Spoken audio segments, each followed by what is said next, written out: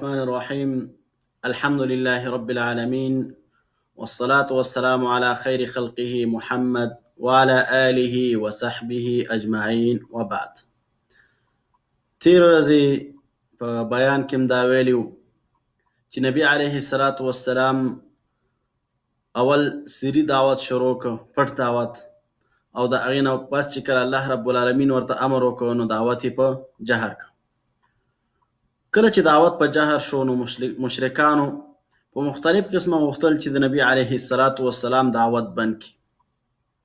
هر قسم کوششونه شروع کړ. دې پسې نږدې د حج موسم را روان، نو دوی ویلي چې اوسه پورې خو رسول الله صلی الله علیه وسلم دلته دعوت کوي، خو چې کله د حج موسم شروع شي او ټولو قبایلو ته دا دین ورسېده او هغوی مسلمانان شو، بیا د هغوی مقابله سخته ده. نو په دې وجه باندې ټول راټول شو. په دوی کې یو سړی الولید ابن المغیره ورته ویله، نو ته راجمع شو چې په رسول الله صلی الله علیه وسلم کې داسې یوه خبره وکړه چې موږ یې خلکو ته وکړو او خلک یې ومني. بل دا چې زموږ ټولو خبره په یوه باندې راجمع شي. که یو سړی وایي چې دا لیونی دی، ابل وایي چې دا کاهن دی، ابل وایي چې دا ساحر دی، نو دا یوه خبره هم نشي تصدیقولی، ځکه کم قبایل چې اوري نو به وایي چې تاسې یوه خبره وکړئ، تاسې خپلو کې اصلا مخالف هستئ. نو په دې وجه باندې موږ ته پکار ده چې په یوه خبره باندې راجمع شو.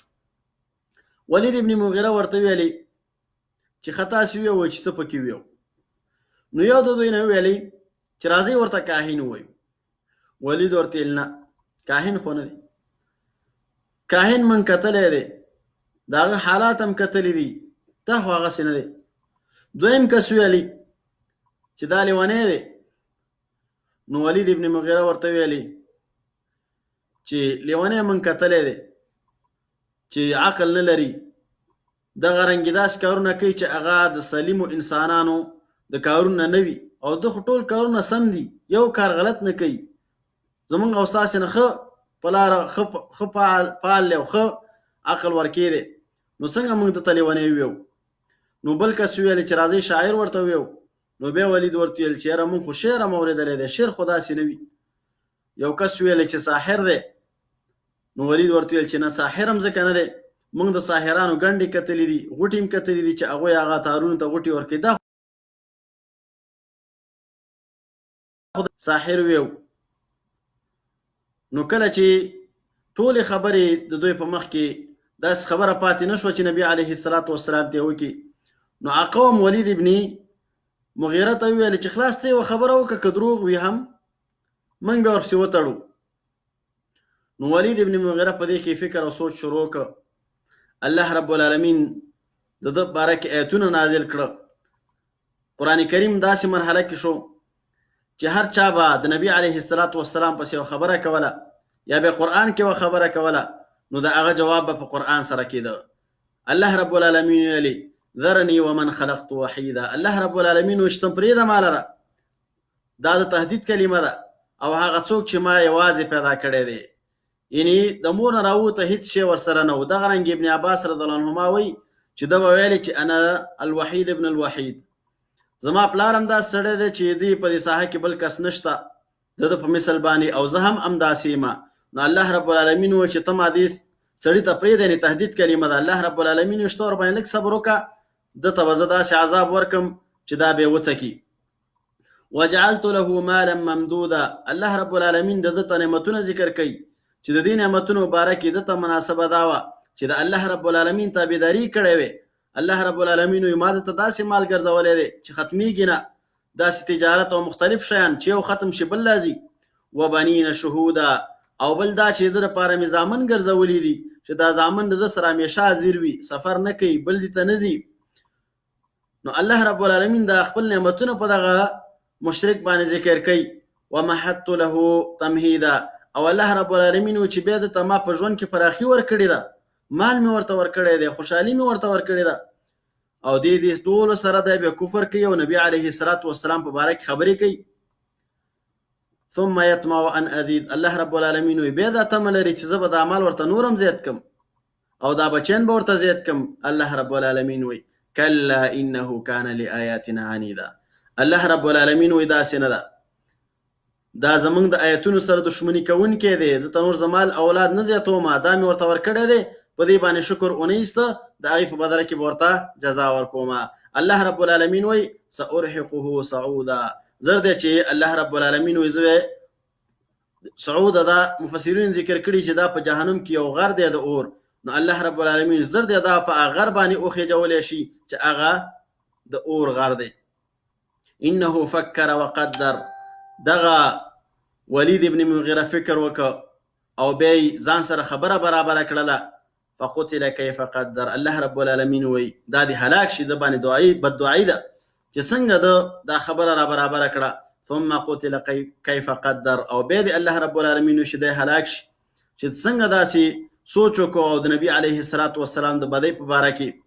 ثم نظر، بیا الله رب العالمین وایي د وکتل، ثم عبس وبصر، او بیا تندې ترې وکړه او دی بده وګڼله. ثم ادبر واستکبر، او بیا شا وګرځوله او دغه رنګې ایمان یې لویي وکړله، ایمان یې رانه او بیا دا خبره وکړه فقال ان هذا الا سحر یؤثر، د خپلو ملګرو ته یې ویلې چې دا خو سحر دی تاثیر کوونکی دی، تاسې وګورئ زموږ په دې کورونو کې، زموږ په دې قبایلو کې پلار مسلمان شي او زوی کافر پاتې شي، د کورنۍ ترمنځ جدایي راوسته، د ښځې او خاوند ترمنځ جدایي راوست، نو خپلو ملګرو ته یې ویلې چې دا سحر دی، دې ته سحر وایي، او ټول په یوه خبره باندې ووایي چې دا سحر دی. ان هذا الا قول البشر، او بیا ویلې چې دا نه دی مګر د یو انسان خبره ده، دا د الله رب العالمین د طرفه نازل شوی قرآن نه دی. سأصلیه سقر، الله رب العالمین وایي زر دی چې دا انسان به زه سقر ته داخل کم. وما ادراک ما سقر، الله رب العالمین وایي ته څه پوه کړي چې دا سقر څه ته وایي. لا تبقي ولا تذر، دا سقر د جهنم داسې برخه ده چې دا هیڅ شی بغیر د سوځول نه پرېږدي، که اډوکې دی او که غوښه ده او که پوستکی دی، دا ټول سوځي او ختمه. لواحة للبشر، د انسان پوستکی تورونکی او سوځونکی دی. الله رب العالمین وایي دا به زه داسې جهنم ته داخل کم چې کله د نبي علیه الصلاة والسلام ته ساحر ویل او ټول دغه مشرکان چې و د په دې خبره باندې راجمع شو. تر دې چې د حج موسم راغی، نبی علیه الصلاة والسلام به خیمه په خیمه ګرځېده، قبیله په قبیله به ګرځېده او هغوی ته به یې دعوت کوو. او په دې وخت کې یو خبیث انسان چې ابو لهب چې د نبی علیه الصلاة والسلام تره هم و، دا به ورپسې و چې کله به هغه نبی علیه الصلاة والسلام دعوت ختم که، نو ده وویل چې د دې سړي په خبرو کې سوچ مه کوئ، دا زما وراره دی خو لیونی دی، ماغزی کار نه کوي، نو د خبره مه منئ. نو په دا شکل باندې قبایلو ته دعوت ورسېده، خو مکې مشرکینو خپل پوره کوشش وکړه چې دغه دعوت په مخنیوی وکړي. دغه رنګ یو ورځ نبی علیه الصلاة والسلام د کعبې شریفې نه طواف کوي، څه مشرکانو ډله ناسته ده، نبی علیه الصلاة والسلام به راته مونځ به هم د کعبې شریفې سره کاوه او دغه رنګ طواف به هم کاوه، د چا په کیسه کې به نه و چې چا به څه ویلې. نو یوه ډله د مشرکانو ناسته وه او هغه چې نبی علیه الصلاة والسلام په یو ځل تیر شو، دوی ورته کنځلې وکړي، بد ورځې ورته ویله. دویم ځلې بیا تیر شو، بیا دوی ورته بد ورځو کنځلې وکړلې، بد ورځې ورته وویله. دریم ځل چې کله دوی ورته کنځلې وکړي، نبی علیه الصلاة والسلام ورته راتاو شو او ورته یې ویلې جئتکم بالذبح، تاسې په دې پوهېږئ یو ورځ به زموږ او ستاسو ترمنځ مقابله وي او کم کسان چې زما مخالفت کې هغه به ووژلی شي، ذبح به کړی شي. نو دا مشرکان په دې باندې ښه پوهېدل چې نبی علیه الصلاة والسلام، بلکې همدوی ورته دا نوم ایښی چې صادق الامین ورته ویلې مخکې د پیغمبرۍ نه. نو دوی په دې نه ډېر سخت وویرېدل، تر دې چې دومره غلي شو لکه په سرونو باندې چې مرغانې بیخي خبرې نه کولې. نو نبی علیه الصلاة والسلام ته نور وګرځېده. دغه رنګې دوی به دائما یو بل به تیزول چې نبی علیه الصلاة والسلام ته ضرر ورسوي. بله ورځ بیا نبی علیه الصلاة والسلام راغی چې د کعبې شریفې نه طواف وکړي یا دلته لمونځ وکړي، نو یو شقي د قوم نه راغی او نبی علیه الصلاة والسلام یې زندی کړ. نږدې و چې نبی علیه الصلاة والسلام شهید کړي، چې دې وخت کې ابوبکر صدیق رضی الله عنه خبر شو. ابوبکر صدیق رضی الله عنه راغی او نبی علیه الصلاة والسلام یې د هغوی نه خلاص کړ او ورته یې ویلې اتقتلون رجلا ان یقول ربي الله، تاسې داسې سړی وژنئ چې هغه وایي چې زما رب الله دی. وقد جاءكم بالبينات من ربكم، او حال دا چې تاسو واضح دلایل د الله تر طرف راوړي دي، نو دینه پس په تاسو دي حقونه جوړیږي چې تاسو دا قتل کوي. نو چې کله دوی دا خبرې وکړلې نو خلکو نبی علیه السلام پرېښود مشرکانو، او نبی علیه السلام پرېښود او په ابوبکر صدیق رضی الله عنه سخت وواهه. دغه رنګي حتی د نظر نه د دوی نه نبی علیه السلام په امن نو.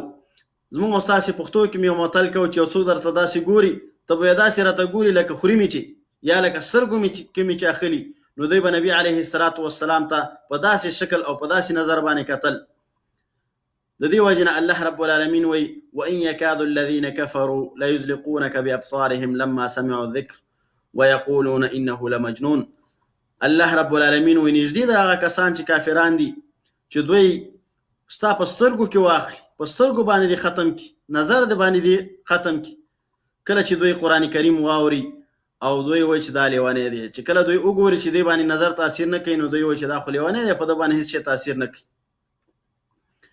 نو دوی نور هر قسم ټوکې کول د دین پسې، هر قسم وسع چې کېدله هغه کوله چې نبی علیه السلام د خپل دعوت نه منع کړي. یو ورځ عتبه ابن ربیعه راغی، هغې ویل چېرې تاسې دا هم د مکې د سرداران نه چې تاسې ما ته اجازه راکئ چې زه دې سړي ته ځینې عرض وکړم، کېدای شي دا د خپل دین پرېږدي. نو راغی نبی علیه السلام ته یې ویلې چې ګوره یو وراره، که چېرته ته مال غواړي نو دومره مال به درته راجمع کړو چې زموږ د ټولو خلکو نه به ستا مال ډېر شي.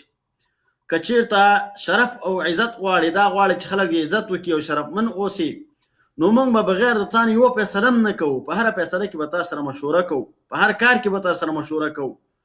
او که چېرته بادشاهي غواړي نو په ځان باندې بادشاه کو، زه د مکې سردار به شي. او که چېرته لیونی او یا دې مرض در باندې، نو موږ به درته داسې ډاکټر راولو چې هغه د ټولو نه ښه ډاکټر او طبیب وي او ستا علاج وکړي. خو دا کوم کار دی چې دا ټول اهل او دغه ټول د قبایل سره جدا کړه، دا کار پرېږده. نو نبی علیه السلام ورته په جواب کې ویله چې تا خبرې خپلې ختمې کړي؟ هغه ویلې او ما خپلې خبرې ختمې کړي. نبی علیه السلام دې نه وروسته په یوه خبره هم جواب ورنه کړ، بلکې قرآن کریم شروع کړ، سورة فصلت ورته شروع کړ، حامیم تنزیل من الرحمن الرحیم کتاب فصلت آیاته قرآنا عربیا لقوم یوقنون. نبی علیه السلام لګیا د قرآن کریم تلاوت کوي، او دغه عتبه ابن ربیعه ولاړ دی او دا قرآن کریم اوري، ځکه د عربو په ژبه باندې نازل شوی، په معنا باندې پوهېده. تر دې چې دې آیت ته ورسېده فإن أعرضوا فقل أنذرتكم صاعقة مثل صاعقة عاد وثمود. کله چې دې آیت ته ورسېده الله رب العالمین وایي که چېرته دوی اعراض وکړ نو ته ورته ووایه چې زه تاسې ویرومه د داسې عذاب نه، د هغه چغې نه او د هغه تندر نه چې کوم په عادیانو او سمودیانو باندې راغلی و. چې کله دا خبره عتبه واورېده ډېر سخت وویرېده. نبي علیه السلام ته ویلي چې په الله دې ستا قسم وي او دغه رنګې په رحیم باندې چې زموږ او ستاسو ترمنځ کومه دوستي ده، صلې رحمي ده، چې دغه نور بس کا، ځکه ډېر زیات وویرېده هسې نه چې دوی د باندې عذاب را نازل نه شي. نو بعد د دې نه عتبه روان شو نبی علیه السلام نه، چې قوم یې هغه کوم کسانو چې دی رالېږلی او چې هغوی ولیده نو ویل چې عتبه مخ تغییر دی. په عربو کې د عادت و چې یو سړی بیا ولیده چې خبره سر یې تغییر دی یا دا چې مخ یې تغییر دی، یعنی مطلب دا چې اکثره که زموږ ستاسې په دې عامو حالاتو کې هم داسې وي چې یو سړی یو خبره غوسه شي یا دغه رنګې خوشحاله وي نو اوچت یې د مخ نه معلومیږي. نو هغه راغی ورته ویلې چې ګوره دا نبي علیه السلام چې څه وایي د دې او د عربو په منځ کې پرېږدئ، تاسې مقابله مه کوئ. نور عربي قبایل شته دی هغه بیا مقابله وکړي، که چېرته هلاک یې کړه خو تاسې به هم د لانجې نه خلاص شئ او خلاص به شي. او که چېرته هغوی خبره ومنله، بادشاه شو، د هغوی مشر شو، نو دا خو زمونږ د قبیلې نه دی، د مکې د اوسېدونکو نه دی، نو د ده خوشحالي به زمونږ خوشحالي وي او د پادشاهي به زمونږ بادشاهي وي. نو قوم یو بل ته ویلې چې دی هم په ده باندې هم څنګه وکړه سحر وکړه. دغه رنګې یو ورځ د مکې مشرکان کعبې شریفې سره راجمع شو، یو بل ته ویلې چې راځئ نبی علیه السلام ته نن دا وویو چې د خپل دعوت نه منع شي، کېدای شي دا د خپل کار نه منع شي. نو نبی علیه السلام پس یو کس ولېږه، نبی علیه السلام راغی او کېناست او دوی ورته ویلې چې د خپل دعوت نه دې منع شه. نبی علیه السلام ورته ویلې چې ګوره زه د الله رب العالمین د طرف حق پیغمبر یم، تر هغې پورې به زه د خپل دین او د خپل دعوت نه وانه وړم چې یا زه په دې لاره کې مړ شم او یا دا دین خور شي. زه په هیڅ صورت د دغه دین نه تنازل کوونکی نه یم، دا نه پرېږدم. نو دوی ویل چې ښځه صحیح ده چې کله ته دا دین نه پرېږدې او ته په حقه پیغمبر یې، نو داسې وکړه چې موږ ته دلته ویلي د اوبو روانې کړه چې دې ځای کې دا ځایان شنه شي او اوبه تاسې خو د مکه اکثرو کتلي د وچ ځایان دي او وچ غرونه دي، نو داسې دا ځایان موږ ته تک شنه وګرځوه. نو نبی علیه السلام ورته ویلې چې زه خو الله په دې نه یم لېږلی، زه الله رب العالمین په خپل دغه کم دعوت چې را کړی د دې دپاره یې لېږلی یم. الله رب العالمین د دوی نه حکایت کوي وقالوا لن نؤمن لك حتى تفجر لنا من الارض ينبوعا. دوی به ورته ویل تر هغې پورې هم په تا باندې ایمان را نه وړو چې د ځمکې نه موږ ته چینې جاري نه کړي. بیا ورته ویلې او یا داسې وکړه چې یو باغ ته ځان دپاره جوړ کړه، ځکه ته خو پیغمبر یې او د دې په منځ کې دي داسې ویلې د اوبو موږ وګورو نو موږ به په دې باندې چینې ورکوي، داسې د خوشحالۍ ژوند ورکوي، نو موږ به وګورو چې ته واقعا پیغمبر یې، نو په تا باندې به ایمان راوړو. او یا داسې وکړه چې دا هم نشي کولی نو په موږ باندې اسمان را وغورځوه، ته خو یې چې زه په حق پیغمبر یم. تاسې وګورئ ټول تعجیز ول نه، نبي علیه السلام دوی خبرو ته غوږ دی او د دوی خبرې اوري.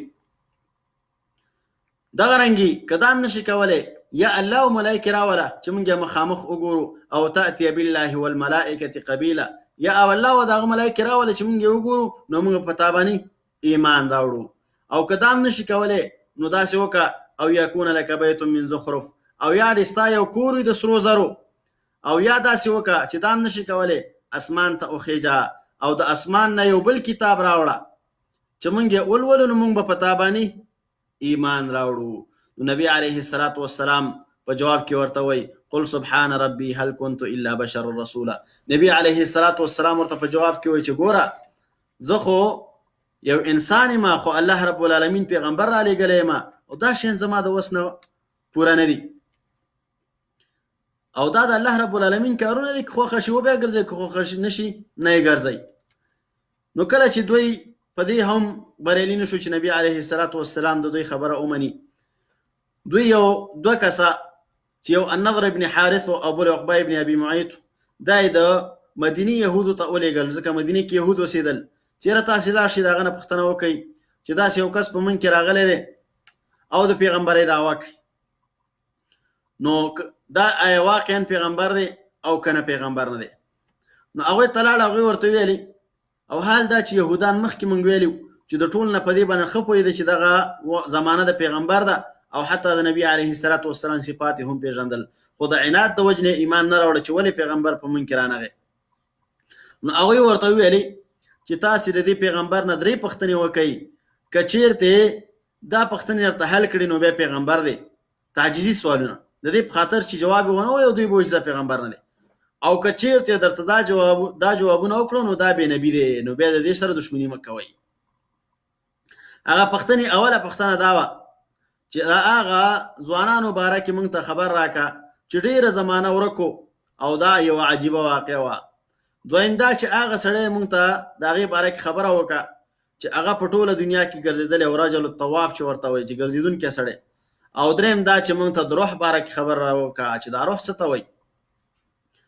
نبی علیه السلام نه دا پوښتنه وکړله، نو نبی علیه السلام ورته ویل سبا ته به زه ستاسې دې خبرې جواب درکړم. په سبا ورځ باندې وحی رانغله، بیا ورته ویلې چې سبا ته راغله، سبا ته داسې دا ورځ وحی تر 15 ورځو پورې ځنډ شو.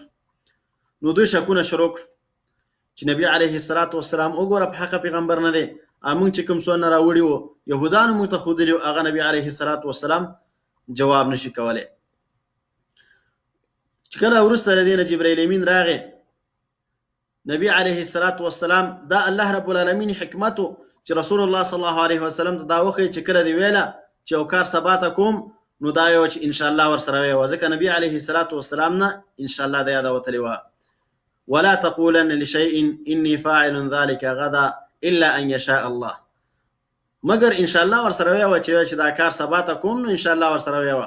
نور سغین الله رب العالمین سورة کهف نازل په هغې کې د اصحاب کهفو چې کوم دغه دوی د ځوانانو کیسه کړې وه د هغې جواب وشو دغه رنګې د ذوالقرنین جواب هم وشو او دغه رنګې قل الروح من امر ربه الله رب العالمین ورته ویل چې ستاسو سره دومره علم نشته چې تاسو په روح باندې پوه شئ د روح جواب هم وشو. نو ورځ ابوجهل ویله چې کله دا آیات شریف نبی علیه الصلاة والسلام ولسته علیها 19 چې په دې جهنم باندې به 19 فرشتې وي نو ابوجهل ویله چې دا 10 فرشتې تاسې ونیسئ او باقي به زه ونیسم.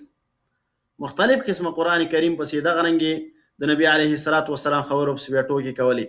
دغه رنګې دوی کې یو بل سړی و النضر ابن حارث ورته ویله د ده یو وینځه وه او سندرې مندرې دا شیان به ویله نو کله به چې یو کس وکته چې هغه نبی علیه الصلاة والسلام خبر راوړي او ایمان راوړي نو هغه ته به دغه وینځه ورولېږله او ډوډۍ به ورکوله هر خدمت چې دغه کاوه خو چې اسلام را نه وړي. الله رب العالمین د آیت نازل ومن الناس من يشتري لهو الحديث ليضل عن سبيل الله. الله رب العالمین وی ځینې د خلکو نه هغه خلک دي چې هغه بېهوده خبرې چې دغه سندرې مندرې او دغه شیان دي دا نیسي دې دپاره چې خلک د الله رب العالمین د الله د لارې نه وګرځئ. دغه رنګې دوی به یو بل ته ویلې چې قرآن کریم ته غوږ مه ږدئ شور جوړوئ د دې په خاطر چې نبی علیه الصلاة والسلام خبره څوک وانه اوري. الله رب العالمین وی د دوی نه حکایت کوي وقال الذين كفروا لا تسمعوا لهذا القرآن والغوا فيه لعلكم تغلبون. الله رب العالمین ویلې به کسان چې کافران دي چې تاسې دې قرآن کریم ته غوږ مه ږدئ او دې کې شور جوړ کوئ دپاره دې چې تاسې غالبه شئ. دغه رنګې ویلې بیا چې ښه دا خو پیغمبر دی نو ولې دا خوراک کوي ولې څښاک کوي نو داسې شبهې او داسې او څه به راوړه چې د اسلام د دین نه خلک ورباندې منع کړي. انشاءالله پاتې برخه به سبا ورځ وي. واخر دعوانا ان الحمد لله رب العالمین.